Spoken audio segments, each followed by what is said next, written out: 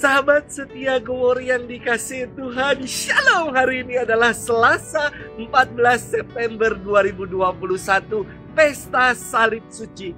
Ada nyanyian yang mengatakan, salib di puncak Golgota, salib yang mulia. Kenapa salib di puncak Golgota menjadi salib yang mulia? Karena di sanalah tergantung Yesus Tuhan kita. Salib Tuhan adalah lambang cinta dan menjadi kekuatan bagi kita. Rasul Paulus kepada jemaat di Korintus mengatakan, sebab pemberitaan tentang salib memang adalah kebodohan bagi mereka yang akan binasa. Tetapi bagi kita yang diselamatkan oleh pemberitaan itu, salib adalah kekuatan Allah. Gereja hari ini merayakan Pesta Salib Suci sambil mengenang Santa Helena, ibu dari Kaisar Konstantin, yang menurut tradisi gereja turut berjasa menemukan kembali salib suci di Yerusalem. Pada tahun 324, Santa Helena pergi ke Palestina untuk menemukan tempat-tempat kudus dan membangun gereja di tempat-tempat itu. Ia membangun gereja Nativity di Bethlehem dan gereja Ascension di bukit tempat Yesus naik ke surga. Di lokasi kubur Yesus, Santa Helena membangun gereja yang terus dilestarikan hingga hari ini.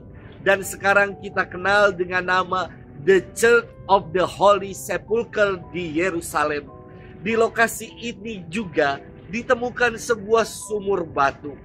Ditemukan 3 buah salib dan plakat kayu yang bertuliskan INRI, kepanjangan dari Yesus Nazaranus Rex Judaeorum. Kita bersyukur karena melalui salib Kristus kita telah ditebus. Saudara-saudari, kita akan merenungkan firman Tuhan hari ini yang diambil dari Injil Yohanes 3 ayat 13 sampai dengan 17. Mari kita siapkan hati kita. Haleluya, haleluya, haleluya. Ya Kristus, kami menyembah dan memuji Dikau, sebab dengan salibmu Engkau telah menebus dunia. Haleluya, haleluya, haleluya. Tuhan bersamamu dan bersama rohmu. Inilah Injil Yesus Kristus menurut Santo Yohanes. Dimuliakanlah Tuhan. Dalam percakapannya dengan Nikodemus, Yesus berkata, tidak ada seorang pun yang telah naik ke surga selain Dia yang telah turun dari surga, yaitu Anak Manusia. Dan sama seperti Musa meninggikan ular di padang gurun, demikian juga Anak Manusia harus ditinggikan, supaya setiap orang yang percaya kepadanya beroleh hidup yang kekal. Karena begitu besar kasih Allah akan dunia ini, sehingga Ia telah mengaruniakan anaknya yang tunggal, supaya setiap orang yang percaya kepadanya tidak binasa, melainkan beroleh hidup yang kekal. Sebab Allah mengutus anaknya ke dalam dunia, bukan untuk menghakimi dunia, melainkan untuk menyelamatkannya. Demikianlah Injil Tuhan. Terpujilah Kristus. Sahabat setia Glory yang dikasihi Tuhan, Shalom, salam sehat untuk kita semua, dan damai sejahtera Tuhan senantiasa tinggal bersama dengan kita. Sahabat setia Glory, ada penamaan bagi burung-burung kecil yang suka ada di gereja dan suka bersiul. Dinamakan burung-burung itu adalah burung gereja, padahal dirinya tidak pernah pakai kalung salib, pakai kalung rosario. Namun orang banyak menamainya burung gereja karena identitasnya yang selalu berada di gereja dan seolah ikut memuji Tuhan dengan siulan mereka. Sahabat setia Glory yang dikasihi Tuhan, bagi kita yang percaya dan telah diselamatkan oleh Tuhan, salib adalah tanda keagungan cinta Tuhan yang begitu besar hingga Ia menyerahkan dirinya untuk menebus dosa-dosa kita. Dalam firman hari ini, keagungan cinta Tuhan ditegaskan. Anak manusia harus ditinggikan, supaya setiap orang yang percaya kepadanya beroleh hidup yang kekal.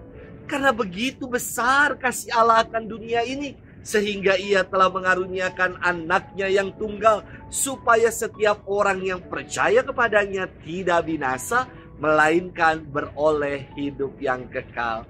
Yesus ditinggikan di atas kayu salib. Itulah ungkapan cinta Allah yang begitu besar dengan mengaruniakan putranya yang tunggal.